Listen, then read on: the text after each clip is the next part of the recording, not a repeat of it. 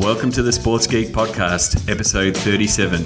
On this week's podcast, we look back at the Seahawks Super Bowl win and who won the battle online. And we dig deeper into Tennis Australia's participation activation, AO Blitz. Welcome to the Sports Geek Podcast, the podcast built for the sports digital marketer.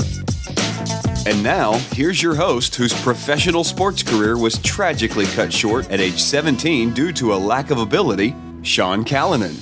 Thanks, DJ Joel. My name is Sean Callanan from Sports Geek, and thank you again for downloading and listening to the Sports Geek Podcast. Well, the Super Bowl has been won and done. So, first of all, a big congratulations to everyone at the Seahawks organisation. Kenton Olsen, who did a terrific job on the tools, running everything social for the Seahawks during the Super Bowl. We spoke to him back on episode 34, if I'm correct, as I scan through my things. Yes, 34, with their tapped-in activation. And also a shout-out to a good friend of mine, who I know via Seat, and fellow Seat Steering Committee, Chip Suttles. I've been very jealous seeing your pictures, both on Facebook and the like, sharing your pictures on the ground and with the trophy. So enjoy it. It's one of the reasons we all work in sports, to savour those moments. So this episode, I actually spoke about the Super Bowl on both of my radio segments, on Grandstand and Halftime. So first of all, I chat with Francis Leach in a bit of a preview of the Super Bowl and how advertisers were going to tackle the Super Bowl. And then we look at a bit of a recap with from Halftime, or Daniel Harford, as you might know him, looking at who won the battle and some of the stats from Twitter and Facebook. So they are back-to-back first up. And then later on, I catch up with Craig Morris from Tennis Australia to discuss the AO Blitz activation and how they tied participants back to the Australian Open. But first, it's all Super Bowl.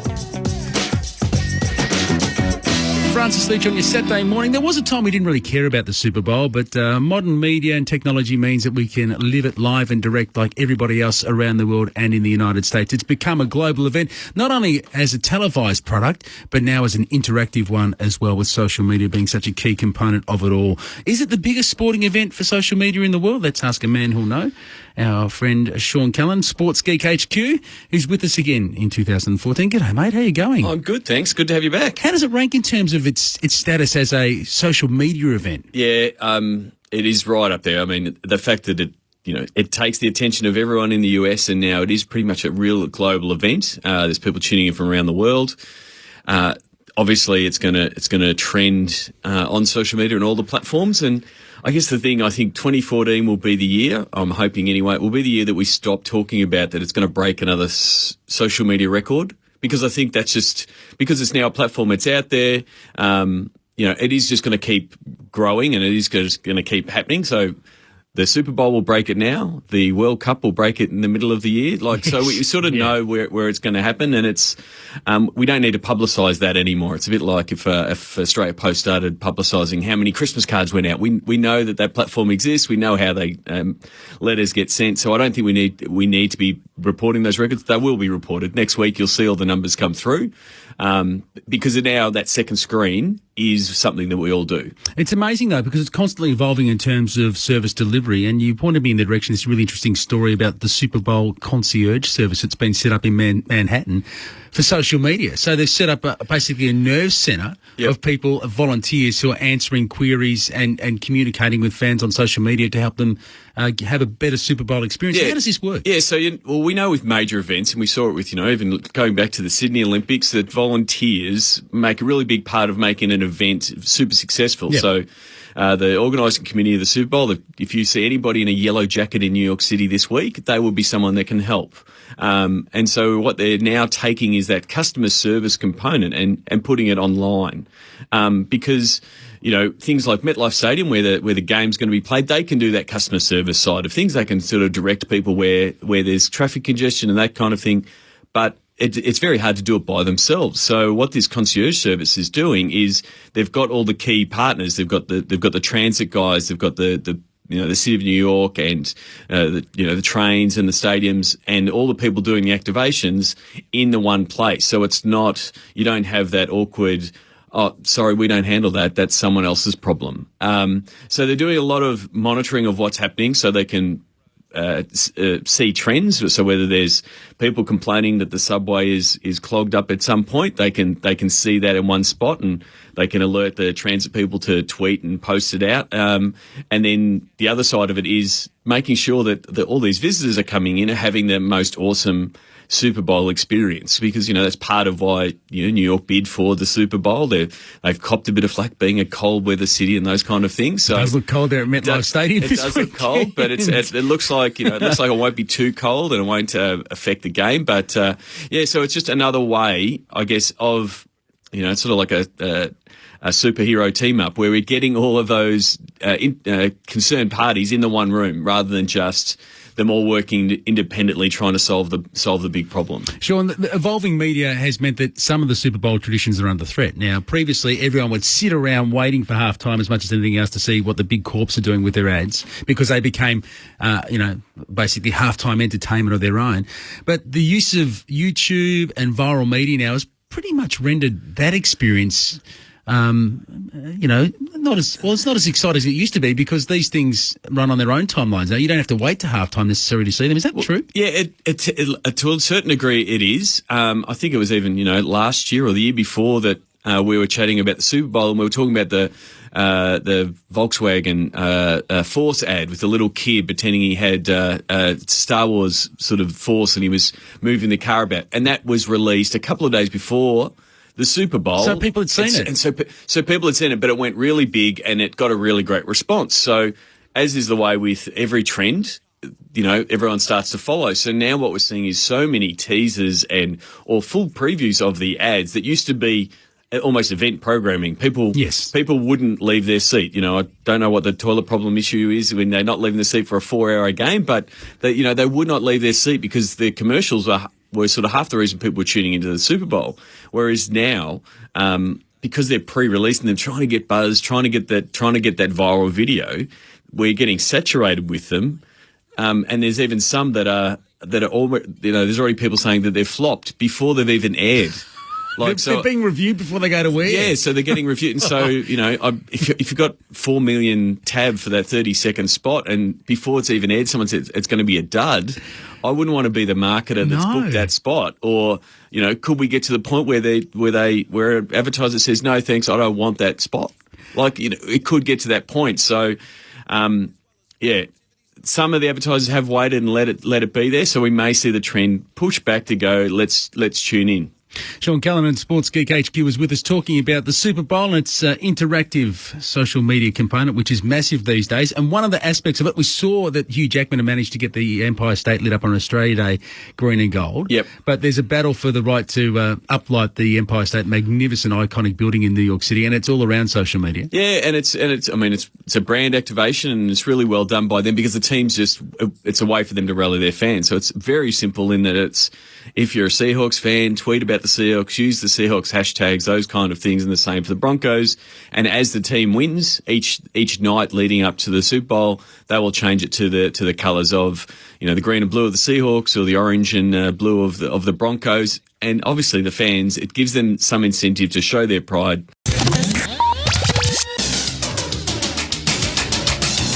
Sean Callanan, our sports digital media guru for SportsGeekHQ.com. And it's always a pleasure to have Sean in the studio. He's back, aren't pal? G'day, how you doing? Going very well, thank you. I'm recovering after a very ordinary performance by my Denver Broncos in the Super Bowl. Oh, that's no good. I was on the Seahawks, so I didn't mind it. Oh, is that right? Yeah, Is that right? I've got a few mates at the Seahawks, so that's why I was wearing green. Playing that game. Is that how it's going to be from here on, is it? But what sort of impact did it have socially, the social media-wise, at the Super Bowl? It's always a big global sporting event. I imagine the Twitter sphere and Facebook would have been going off its head. Yeah. It was they were facing off effectively. So from a Twitter point of view, there was they nearly reached the 25 million tweets that got sent through. Where's that rank in the scheme of things? Well, it was only a million more than last year. So whether that, I was probably expecting a little bit more of an increase with more people sort of getting on board with Twitter.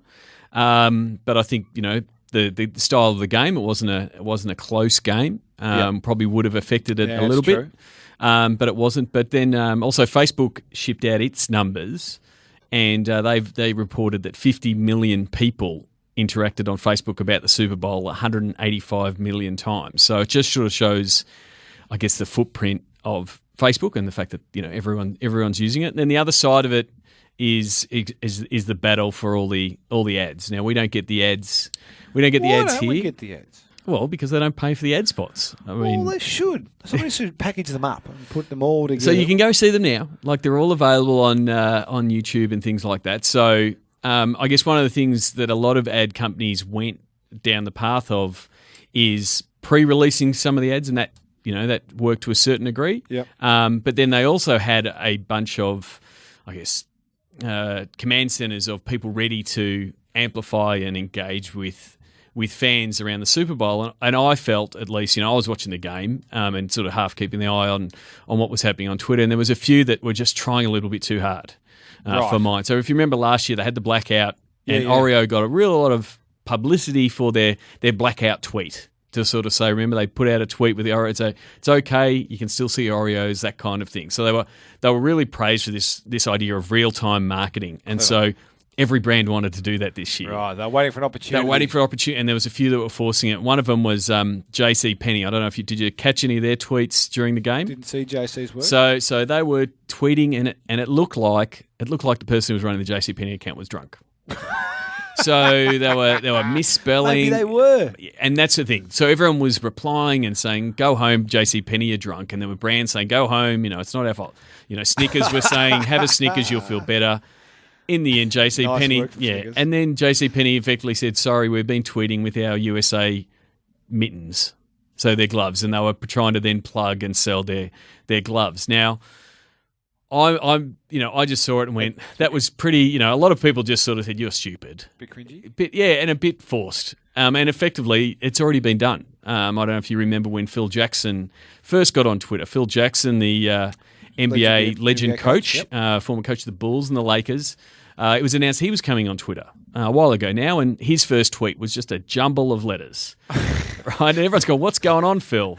And his next tweet with a photo was, it's hard to tweet with 11 rings on your fingers. Hey, right? So it's brilliant. so it's already been done. So JCPenney copped a little bit of backlash for that, and I just think they need to have these teams here to take advantage of an opportunity, but you really can't force it. It's a bit like saying, how do we produce a viral video? If you force it, it comes across that way. If you just let your content speak. And so some of the ads were really good. The fans wanted to share the ads. The most shared ad wasn't actually an ad at all. Do you know what the most shared ad was and the most watched ad? No. Was Jerry and George Seinfeld reunion. Oh, I haven't seen it. I've seen the So that was a short clip of comedians with cars, comedians in cars getting coffee, which is a web series that Jerry's done. Yep. And he did it with George Costanza. And so it was effectively a Seinfeld reunion. And so that was the most watched, most shared, the most loved, because everyone wanted to see the Seinfeld reunion. We saw the buzz earlier before thinking there was a reunion happening. So is that an opportunity? Is that present an opportunity for people that aren't investing so heavily financially in Super Bowl ads to get a bit of traction on Super Bowl day, because people are looking for that type of stuff? Exactly. So there was a few commercial tie-ins with what Jerry was doing, promoting a network and stuff like that. But he was promoting his series, which he has ads and stuff on. But it was it goes to show that content is king. Give the fans what they want. If you're trying to force it, it can come across that way sometimes. What's the next big event for social media? I think it will be the World Cup in Brazil. Will be the next one where there will be a lot of activity. Obviously, with the US involved, there'll be a lot of activity, and both the social media platforms will be going at it once again. I did like the Bud Light ad. I have seen that one. Alex and Hillside sent that through. The one with the puppies and the horse. Yeah, that one. I did see that one. That was cool. It was a cute one. Or you're talking about the one where the guy goes out on this awesome night. Yeah, Ready for Anything. Yeah, that was cool. That was a cool ad. But again, it is just a matter of you've got to produce something and sort of hope it goes viral and then leverage off that rather than trying to manufacture it a little bit. Well, my advice is take the Seinfeld route. Just don't pay for any ads. Just put up a little clip on Super Bowl day and get that going. Yeah, exactly. Well, but if you've got Arnold Schwarzenegger wearing a wig playing ping pong, that does well as well. That works well. The horse and the puppy, I did quite like that, being a horseman. That was cute. He should have asked that girl out, though. The farmer dude should have asked the dog's owner out. I don't know why that didn't happen. Maybe there's a second part to that. Maybe it's the new Ronda and Couture. To find out more about this type of activity, sportsgeekhq.com is the place to go. Thank you, Sean. No worries, mate. Sign up for Sports Geek News at sportsgeekhq.com/sign up now. So what did you think, specifically around how social media was used around the Super Bowl and how brands tried to ambush it and tried to elevate their message and get themselves above the noise and the chatter? I thought the teams themselves in the NFL did a pretty good job, focused on the task at hand and the game and really engaging the fans, as was the closing 2 cents from last week, to focus on the fans. It's very hard when it is such a noisy environment as the Super Bowl. There's always going to be people trying to ambush it in some way, and to a certain degree I think there was a lot of brands fumbling over themselves to be clever, and I think we're getting past that. I think it's yes, the Oreo tweet was a great example in, I guess, reactive marketing, but it's only when that opportunity presents. I don't think you can manufacture that. So also this week I was on the tennis show, First Serve, and was asked to come in there and talk a little bit about social media and also help co-host the show. It's the first time I've been on SEN where I've got a trash talk text from my mother. She texted me and said, "Since when are you a tennis expert, Sean?" But one of the things, when you're armed with a computer and Google, you can be an expert on anything on Talkback Radio. But we were lucky enough to catch up with Craig Morris from Tennis Australia, and I quizzed him about the AO Blitz, which is a activation that Tennis Australia did around the Australian Open, which Kim Terengove and Dan Latimer spoke about on episode 30, sportsgeekhq.com/30 for that preview of the Aussie Open. It was a way to connect towns and participants, people who are playing tennis, to the Aussie Open. So here's my interview on First Serve on SEN with Craig Morris from Tennis Australia. Craig, we've got a very special guest in the studio, Sean Callanan, who is a digital marketing and social media expert. Now, you're not involved necessarily with the Fed Cup, although you do know a lot about it because you did head up the athlete development team. But now you head up participation, and it's all about the AO Blitz. And we have Sean here, who wants to talk to you about what you're going to do social media-wise and all sorts with the AO Blitz, because it's the biggest thing since sliced bread. Put me out of the pump there, Adrian. Hi, Sean. How are you? I'm good, thanks, Craig. Yeah, I just wanted to talk to you about AO Blitz, and if it's at aoblitz.com.au. It's really a way for Tennis Australia to engage all the towns and get them active around tennis. And if you're following the Aussie Open, you saw that there were teams. There were towns assigned to teams. Do you want to take us a little bit about behind AO Blitz and what its goal is? Yeah, look, absolutely. Look, first and foremost, it was trying to connect, and it has connected our Australian Grand Slam, being the Australian Open, to the grassroots of the sport, and it is very much about trying to get people to play tennis. Social media is an important part of the AO Blitz, obviously, because of the fact that a lot of videos and photos are uploaded onto different sites. We're connecting through the different social media channels, but ultimately it's about getting people to play the sport. The more challenges you take up and you complete, we've allocated points towards those, whether you're an individual, a school or a tennis club. There's challenges in those three categories. And what we did was we collated all the points from the challenges that were successfully completed by those different entities, collated them into their score, and we had 930 active communities or towns, and we ranked them all, and the top 256 received a player at this year's Australian Open. And look, to be really honest, a lot of the towns obviously got right behind it and really engaged in the program, and obviously got some of the top players. But the players also, Sean, some of the players really got into it too, because we created these fantastic cheer squads for the players. So the interaction between player and town was really exciting for us to see, and it certainly captured the imagination of other slams, but also other sports, on how we've successfully linked, this global event to local communities. Definitely, I've spoken to a few other sport organising bodies that really liked the AO Blitz activation. I mean, the town of Kendall, New South Wales, was the top town, and there was a picture of Kendall, New South Wales, on one of the draws there as one of the top towns. It's one of their perks for being the most tennis-loving town. But it was a really good way, again, we had each of the players were assigned a team. And if I get this right, Lee Nair was with Watervale in South Australia, and Stan Wawrinka was with Macclesfield. Yes. And so, again, those they became, I guess, adopted for that town for the time.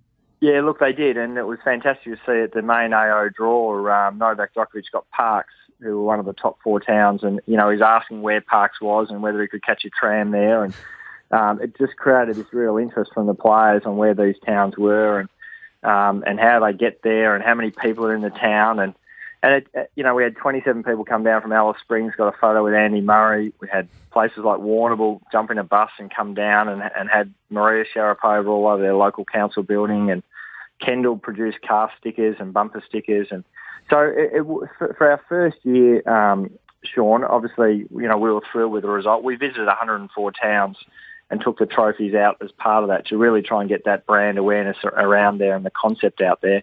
We expect this year now a lot more communities will get behind it, want to be interested in how they get involved, and certainly, obviously, wanting to get that top player. Kendall, you spoke about, had 25% of their town registered the AO Blitz. So that's how, for us, we can get people talking about tennis well before the Australian Open.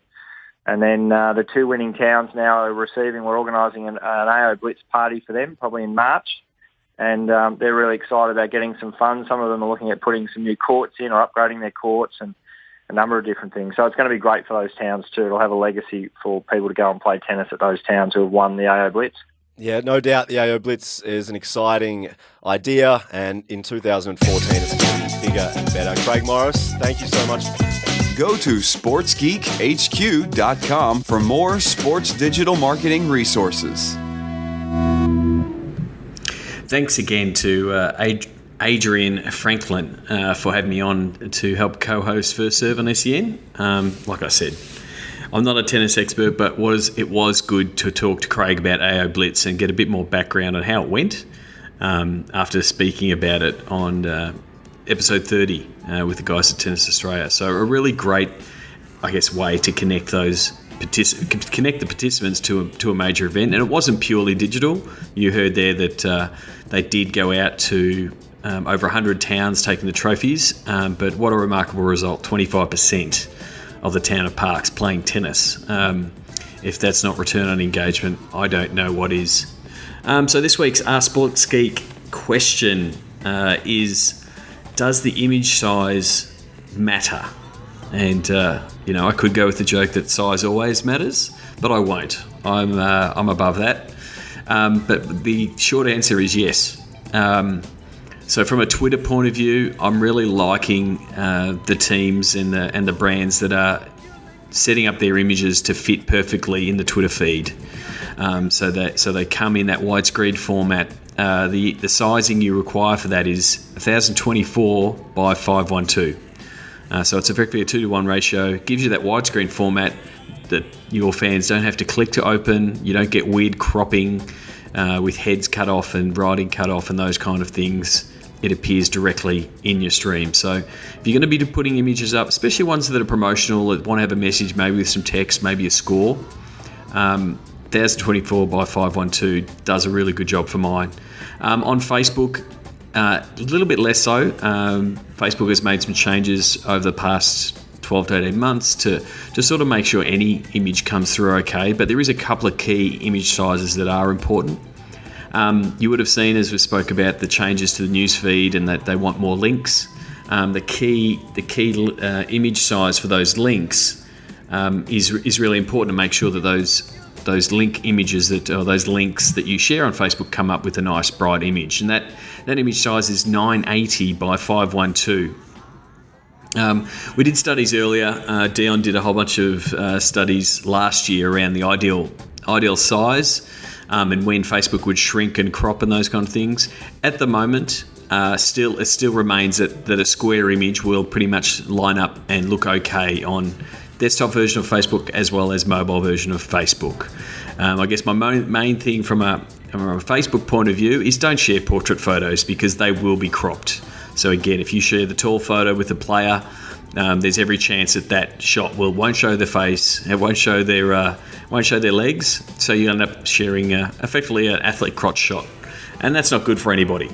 There'll be a link in the show notes to a post from John Loomer, who details all the different Facebook image dimensions.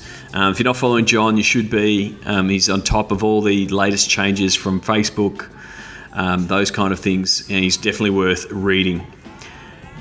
The sound you can hear underneath my voice is none other than the 12s. I've taken this one from the Seahawks Instagram.